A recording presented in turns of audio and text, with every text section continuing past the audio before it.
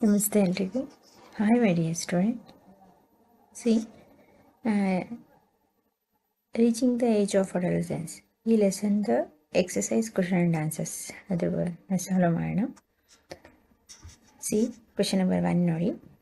What is the term used for secretion of endocrine glands responsible for changes taking place in the body? ನಾವು ಯಾವ ಒಂದು ಟರ್ಮಲ್ಲಿ ಯಾವ ಒಂದು ಪದವನ್ನು ಬಳಸ್ತೀವಿ ಏನಕ್ಕೆ? ಸೆಕ್ರೀಷನ್ ಆಫ್ ಎಂಡೋಕ್ರೈನ್ ಗ್ಲ್ಯಾಂಡ್ಸ್, ನಮ್ಮ ದೇಹದ ಒಳಗಡೆ ಉತ್ಪತ್ತಿಯಾಗುವಂತಹ ಅಂತಃಸ್ರಾವಕ ಗ್ರಂಥಿಗಳು responsible for changes takes place in the body, ನಮ್ಮ ದೇಹದಲ್ಲಿ ಉಂಟಾಗುವಂತಹ ಬದಲಾವಣೆಗಳಿಗೆ ಕಾರಣವಾಗುವಂತಹ, ನಮ್ಮ ದೇಹದಲ್ಲಿ ಉಂಟಾಗ್ತಕ್ಕಂಥ ಕೆಲವೊಂದು ಚೇಂಜಸ್ಗೆ ಕೆಲವೊಂದು ಗ್ರಂಥಿಗಳು ಅಂತಃಸ್ರಾವಕ ಗ್ರಂಥಿಗಳು ಸ್ರವಿಕೆಯನ್ನು ಮಾಡುತ್ತೆ. ಅದಕ್ಕೆ ಯಾವ ಒಂದು ಪದದಿಂದ ಅದನ್ನು ಆ ಸ್ರವಿಕೆಯನ್ನು, ಆ ಗ್ರಂಥಿಗಳು ಉತ್ಪತ್ತಿ ಮಾಡುವಂತಹ ಸೆಕ್ರೇಷನ್ನ ಯಾವ ಒಂದು ಪದದಿಂದ ಕರಿತೀವಿ ಅಂಥೇಳಿ? ಹಾರ್ಮೋನ್ಸ್. ಏನಂತ ಕರಿತೀವಿ? ಹಾರ್ಮೋನ್ಸ್. ಗ್ಲ್ಯಾಂಡ್ಸ್ಗಳು ಸೆಕ್ರೇಟ್ ಮಾಡೋದನ್ನು ಏನಂತೀವಿ? Hormones are chemical messengers. ಹಾರ್ಮೋನ್ಗಳು ಕನ್ನಡದಲ್ಲಿ ಚೋದನಿಗಳು ಅಂತೇಳಿ ಕರೀತಾರೆ. ಇವುಗಳು ಗ್ರಂಥಿಗಳ ಮೂಲಕ ಉತ್ಪತ್ತಿಯಾಗುವಂತಹ ಅಂತಃಸ್ರಾವಕ ಗ್ರಂಥಿಗಳಿಂದ ಉತ್ಪತ್ತಿಯಾಗುವಂತಹ ಸ್ರವಿಕೆಯನ್ನು ಹಾರ್ಮೋನ್ಸ್ಗಳು ಅಂತೇಳಿ ಕರೀತಾರೆ. ಇದೇನು ಕೆಲಸ? Is one of the chemical messenger. ಇದೊಂದು ರಾಸಾಯನಿಕ ಸಂಪರ್ಕವನ್ನು ಉಂಟು ಮಾಡುವಂತಹ the transport signals from one cell or gland to another cell.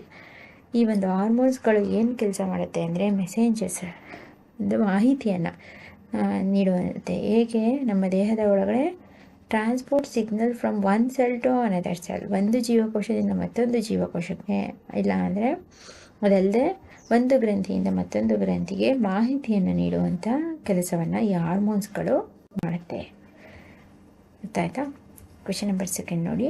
Define adolescence. Adolescence ಹದಿಹರೆಯ ಎಂದರೆ ಏನು? ದ ಪೀರಿಯಡ್ ಆಫ್ ಲೈಫ್, ನಮ್ಮ ಜೀವಿತ ಅವಧಿಯಲ್ಲಿ, when the body undergoes changes, ನಮ್ಮ ದೇಹದಲ್ಲಿ ಅನೇಕ ಬದಲಾವಣೆಗಳು ಕಂಡುಬರುತ್ತೆ. ನಾವು ಹುಟ್ಟಿದಾಗ ಹೇಗಿರ್ತೀವೋ ಬೆಳೀತಾ ಹಾಗೆ ಇರಲ್ಲ. Leading to reproductive maturity is called adolescence. ಏನು? ರಿಪ್ರೊಡಕ್ಟಿವ್ ಮೆಚುರಿಟಿ ಬರುತ್ತಲ್ಲ, ಸಂತಾನೋತ್ಪತ್ತಿಯ ಪ್ರೌಢತೆಯನ್ನು ಪಡೆದುಕೊಳ್ಳುವಂತಹ ಒಂದು ಹಂತವನ್ನು ಹದಿಹರೆಯ ಅಂತೇಳಿ ಕರಿತೀವಿ. Adolescence begins around the age of 11 and last up to 18 or 19 years of age. ಈ ಅಡೋಲಸೆನ್ಸ್ ಹದಿಹರೆಯ ತಾರುಣ್ಯಾವಸ್ಥೆ, ಹದಿಹರೆಯದ ವಯಸ್ಸು ಸಾಮಾನ್ಯವಾಗಿ 11 ವರ್ಷದಿಂದ ಪ್ರಾರಂಭವಾಗಿ 18 ಮತ್ತು 19 ವರ್ಷದವರೆಗೂ ಇದು ಹದಿಹರೆಯದ ವಯಸ್ಸು ಕಂಡುಬರುತ್ತೆ. ಸಿ ನೆಕ್ಸ್ಟ್ ಕ್ವೆಶನ್ ನಂಬರ್ 3 ನೋಡಿ. What is menstruation? ಎಕ್ಸ್ಪ್ಲೈನ್. ಋತುಸ್ರಾವ, ಮೆನ್ಸ್ಟ್ರುಯೇಷನ್ ಅಂದರೆ ಏನು, ಅದನ್ನು ವಿವರಿಸಿ ಅಂತೇಳಿ ಕೇಳಿದ್ದಾರೆ. ಸಿ ಫೀಮೇಲ್ ರಿಪ್ರೊಡಕ್ಟಿವ್ ಓವರೀಸ್, ಹೆಣ್ಣು ಮಕ್ಕಳಲ್ಲಿ ಕಂಡುಬರುವಂತಹ ಅಂಡಾಣುವಿನಲ್ಲಿ the ova begins to mature with the onset of puberty.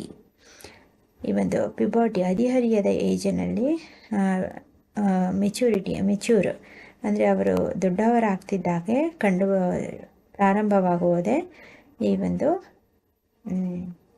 ಮೆನ್ಸ್ಟ್ರುಯೇಷನ್ನು. One ovum matures and released by one of the ovaries once in about 28 to 30 days. Ovum ಅಂಡಾಣು 28ರಿಂದ 30 ದಿನಗಳಲ್ಲಿ ಒಂದು ಓವಮ್ ಅದು mature ಆಗಿ ಪ್ರೌಢತೆಯನ್ನು ಹೊಂದಿ ಅಂಡಾಣು ಅದನ್ನು ಉತ್ಪತ್ತಿಯನ್ನು ಮಾಡುತ್ತೆ ಅಂಡಾಶಯದ ಒಳಗಡೆ.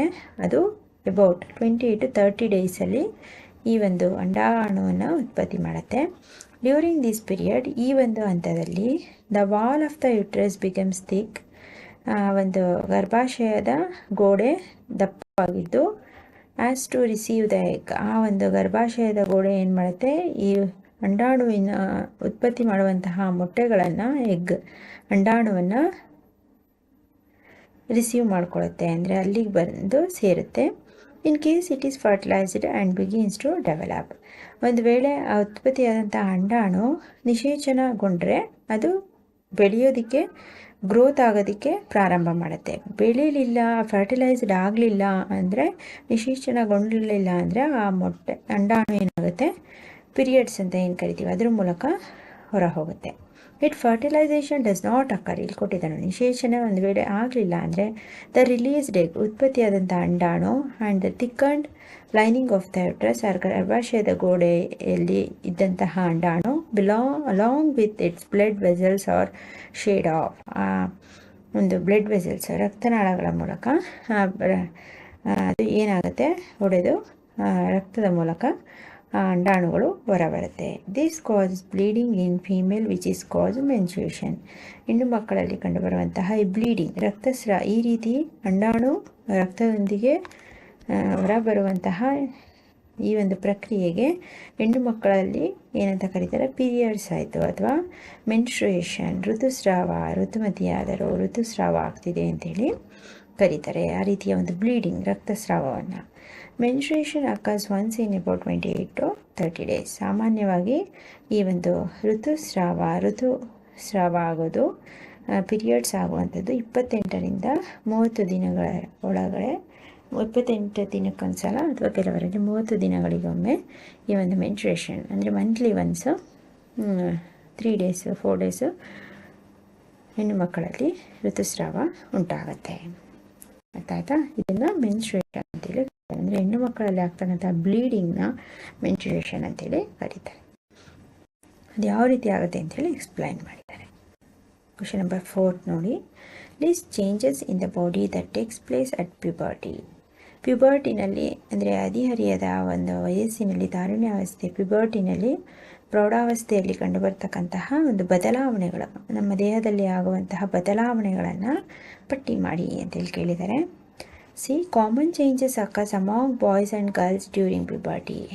ಈ ಪ್ರೌಢಾವಸ್ಥೆಯಲ್ಲಿ ಸಾಮಾನ್ಯವಾಗಿ ಹೆಣ್ಣು ಮತ್ತು ಗಂಡು ಮಕ್ಕಳಲ್ಲಿ ಅನೇಕ ಬದಲಾವಣೆಗಳು ಕಂಡುಬರುತ್ತೆ. ಅವುಗಳಲ್ಲಿ ಸಡನ್ ಇನ್ಕ್ರೀಸ್ ಇನ್ ಹೈಟ್, ವೇಗವಾಗಿ ಅವರ ಎತ್ತರದಲ್ಲಿ ಬದಲಾವಣೆ, ಇದ್ದಕ್ಕಿದ್ದ ಹಾಗೆ ತಕ್ಷಣದಲ್ಲಿ ಅವರ ಎತ್ತರದಲ್ಲಿ ಬದಲಾವಣೆ. ಕುಳ್ಳ ಇರ್ತಾರೆ, ಚಿಕ್ಕವರ ಥರ ಪ್ರೌಢಾವಸ್ಥೆಗೆ ತಲುಪ್ತಿದ್ದು ಅಂದರೆ ಇದಕ್ಕಿದ್ದಾಗ ಬೆಳೆದು ಬಿಟ್ಟಿರ್ತಾರೆ. ಏನಪ್ಪ ನೋಡಿದಾಗ ಇಷ್ಟು ಚಿಕ್ಕವಳ ಇದ್ಲು, ಈಗ ನೋಡಿ ಇಷ್ಟು ಎತ್ತರವಾಗಿಬಿಟ್ಟಿದ್ದಾಳೆ ಅಂತಾರೆ ಅಲ್ವಾ, ಅಪರೂಪಕ್ಕೆ ನೋಡಿದವರು ಗಂಡು ಮಕ್ಕಳು ಅಥವಾ ಹೆಣ್ಮಕ್ಳಲ್ಲಿ. ಅದೊಂದು ಚೇಂಜಸ್ ಇನ್ ಬಾಡಿ ಶೇಪ್. ಅದೇ ಥರ ದೇಹದ ಆಕಾರದಲ್ಲಿ, ಬಾಡಿ ಶೇಪಲ್ಲಿ ಕೆಲವರು ದಪ್ಪ ಆಗಿರ್ತಾರೆ, ಕೆಲವರು ತುಂಬ ಎತ್ತರ ಆಗಿರ್ತಾರೆ. ಅವರ ಬಾಡಿ ಶೇಪಲ್ಲಿ, ದೇಹದ ಆಕಾರದಲ್ಲಿ ಬದಲಾವಣೆ ಆಗಿರುತ್ತೆ.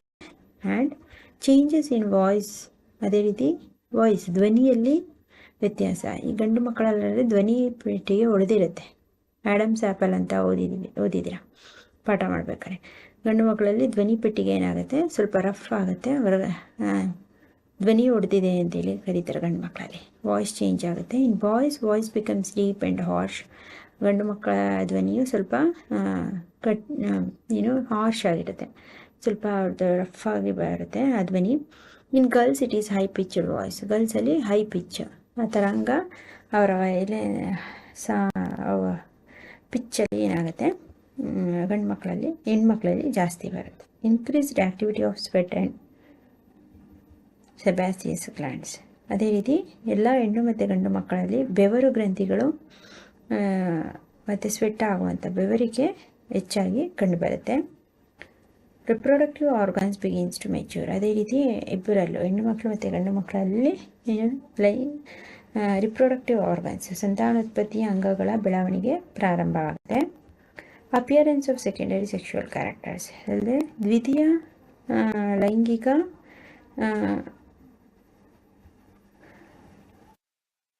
ಗುಣಲಕ್ಷಣಗಳು, ದ್ವಿತೀಯ ಲೈಂಗಿಕ ಗುಣಲಕ್ಷಣಗಳು ಸಹ ಇಲ್ಲಿ ಕಂಡುಬರುತ್ತೆ. ಅದೇ ರೀತಿ ಏನೇನು changes in boys in puberty, ಪ್ರೌಢಾವಸ್ಥೆಯಲ್ಲಿ ಬಾಯ್ಸಲ್ಲಿ, ಹುಡುಗರಲ್ಲಿ ಏನೇನು ಚೇಂಜಸ್ ಆಗುತ್ತೆ ಅಂತ ನೋಡೋಣ. Facial hair such as beard and moustaches develop. ಬಾಯ್ಸಲ್ಲಿ ಫೇಶಿಯಲ್, ಮುಖದಲ್ಲಿ ಗಡ್ಡ ಮತ್ತು ಮೀಸೆ ಇವುಗಳು ಬೆಳೆಯೋದಕ್ಕೆ ಪ್ರಾರಂಭ ಆಗುತ್ತೆ.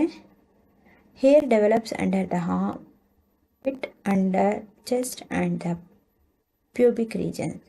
ಅದೇ ರೀತಿ ಗಂಡು ಮಕ್ಕಳಲ್ಲಿ ಅವರ ಎದೆಯ ಭಾಗದಲ್ಲಿ ಮತ್ತು ತೋಳುಗಳ ಕಂಕಳ ಭಾಗದಲ್ಲಿ ಪ್ಯೂಬಿಕ್ ರೀಜನ್ಸಲ್ಲಿ ಕೂದಲು ಬೆಳೆಯೋದಕ್ಕೆ ಪ್ರಾರಂಭ ಆಗುತ್ತೆ. ವಾಯ್ಸ್ ಬಿಕಮ್ಸ್ ಡೀಪರ್, ಅವರ ಧ್ವನಿ ತುಂಬ ದಪ್ಪನಾದ ಧ್ವನಿ ಆಗುತ್ತೆ. ಮಸಲ್ಸ್ ಡೆವಲಪ್, ಅವರ ಮಾಂಸಖಂಡಗಳು, ದೇಹದ ಕೈ ಕಾಲುಗಳ ಮಾಂಸಖಂಡಗಳು, ಸ್ನಾಯುಗಳ ಬೆಳವಣಿಗೆ ಉಂಟಾಗುತ್ತೆ. ಆ್ಯಂಡ್ ಶೋಲ್ಡರ್ ಬಿಕಮ್ಸ್ ಬ್ರಾಡ್, ಅವರ ಭುಜ ಏನಾಗುತ್ತೆ ಅಗಲವಾಗಿ ಬೆಳೆಯೋದಕ್ಕೆ ಪ್ರಾರಂಭ ಆಗುತ್ತೆ. ಹುಡುಗರಲ್ಲಿ ಭುಜದ ಅಳತೆ. ಇನ್ಕ್ರೀಸ್ ಇನ್ ವೆಯ್ಟ್, ಅದೇ ರೀತಿ ಅವರ ತೂಕದಲ್ಲಿ ಬೆಳವಣಿಗೆ ಕಂಡುಬರುತ್ತೆ. ಅವರ ವೆಯ್ಟಲ್ಲಿ ತುಂಬ ಅಂದರೆ ಆ ಟೈಮಲ್ಲಿ ಅವರು ಚೆನ್ನಾಗಿ ಎತ್ತರವಾಗಿ ದಪ್ಪ ಆಗಿರೋದ್ರಿಂದ ಊಟ ಎಲ್ಲ ಚೆನ್ನಾಗಿ ಮಾಡೋದ್ರಿಂದ ಮಾಡಬೇಕು ಅನಿಸುತ್ತೆ ಚೆನ್ನಾಗಿ ಅವ್ರಿಗೆ. ಆ ಟೈಮಲ್ಲಿ ಅವರ ತೂಕ, ಹೈಟು ವೆಯ್ಟ್ ಎಲ್ಲದರಲ್ಲೂ ಜಾಸ್ತಿ ಆಗ್ತಾರೆ. ಗಾತ್ರದಲ್ಲಿ ತೂಕದಲ್ಲಿ ಎಲ್ಲವೂ ಇನ್ಕ್ರೀಸ್ ಆಗುತ್ತೆ. ಅದೇ ರೀತಿ changes in girls during puberty, ಪ್ರೌಢಾವಸ್ಥೆಯಲ್ಲಿ ಹೆಣ್ಣು ಮಕ್ಕಳಲ್ಲಿ ಏನು ಬದಲಾವಣೆ ಉಂಟಾಗುತ್ತೆ ಅಂತೇಳಿ.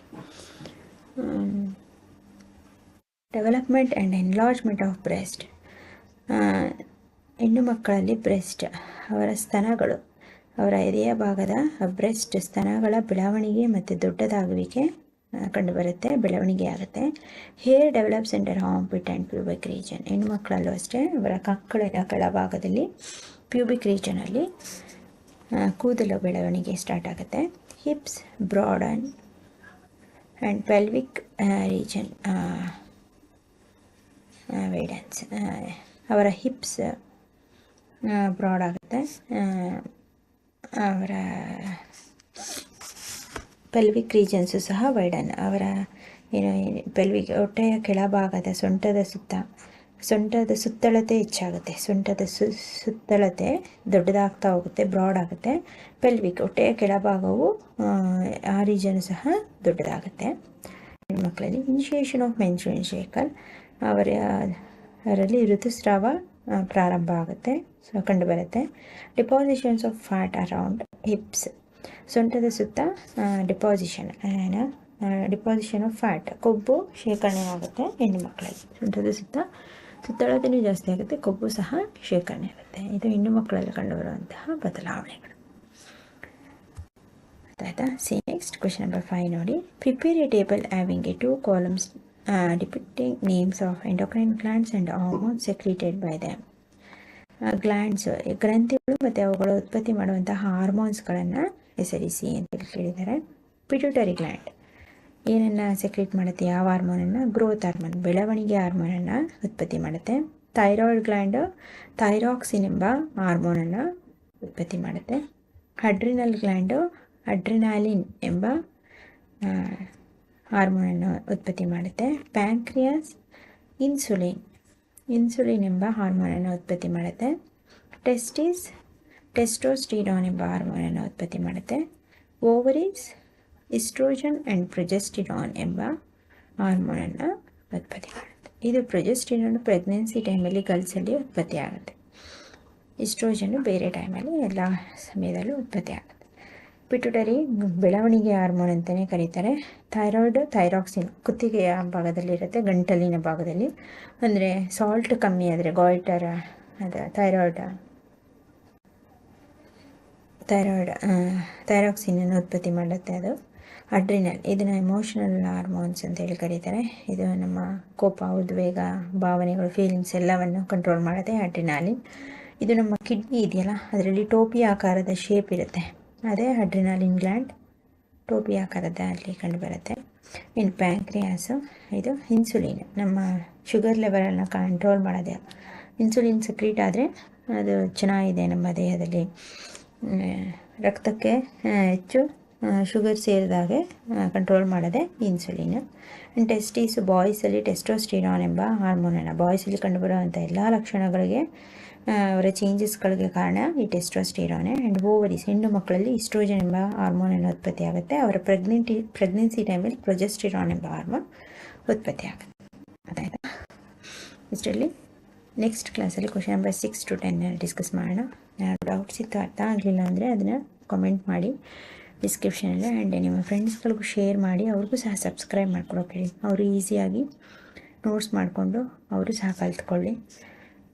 ಆ್ಯಂಡ್ ಸಬ್ಸ್ಕ್ರೈಬ್ ಮಾಡಿಕೊಂಡ್ರೆ ಅವರು ಸರ್ಚ್ ಮಾಡೋ ಅವಶ್ಯಕತೆ ಇರಲ್ಲ, ನನ್ನ ಡೈಲಿ ಕ್ಲಾಸಸ್ ಅವ್ರಿಗೆ ಈಸಿಯಾಗಿ ಸಿಗುತ್ತೆ. So okay my dear student, ಎಲ್ಲರೂ ನೀಟಾಗಿ ನೋಟ್ಸ್ ಮಾಡಿಕೊಂಡು ಹೋಮ್ವರ್ಕ್ ಕ್ವಶನ್ಸ್ ಕೊಟ್ಟಿರ್ತೀನಲ್ಲ ಆ ಒಂದು ಕ್ವಶನ್ ಆ್ಯಂಡ್ ಆನ್ಸರ್ಸ್ನು ಈ ಎಕ್ಸಸೈಸ್ ಕ್ವಶನ್ ಆ್ಯಂಡ್ ಆನ್ಸರ್ಸ್ ಆದಮೇಲೆ ನೋಟ್ಸಲ್ಲಿ ಅಡಿಷನ್ ಕ್ವಶನ್ಸ್ ಅಂತ ಹಾಕ್ಕೊಂಡು ಅದನ್ನು ಬರೆದಿಟ್ಕೊಳ್ಳಿ. ನಿಮ್ಮ ಸ್ಕೂಲ್ಗಳಲ್ಲಿ ಕೊಡ್ತಕ್ಕಂಥ ಟೆಸ್ಟು ಆ್ಯನ್ಯುವಲ್ ಎಕ್ಸಾಮ್ಸ್ಗಳಿಗೆ ಟೆಕ್ಸ್ಟ್ ಬುಕ್ ಇನ್ಸೈಡ್ ಏನಾದರೂ ಕ್ವಶನ್ ಆ್ಯಂಡ್ ಆನ್ಸರ್ಸ್ ಕೊಟ್ಟರೆ ಅದು ತುಂಬ ಯೂಸ್ಫುಲ್ ಆಗುತ್ತೆ. ಬರೀ ಎಕ್ಸಸೈಸ್ ಕ್ವಶನ್ ಆ್ಯಂಡ್ ಆನ್ಸರ್ಸೇ ಓದಬೇಡಿ. ಬಿಕಾಸ್ ಸೈನ್ಸಲ್ಲಿ ಟೆಕ್ಸ್ಟ್ ಬುಕ್ ಮಧ್ಯೆ ತುಂಬ ಕ್ವಶನ್ಸ್ ಕೇಳೋದು ನಿಮ್ಮ 10th ಹೈಯರ್ ಕ್ಲಾಸಸ್ಗೆಲ್ಲ ತುಂಬ ಯೂಸ್ ಆಗುತ್ತೆ.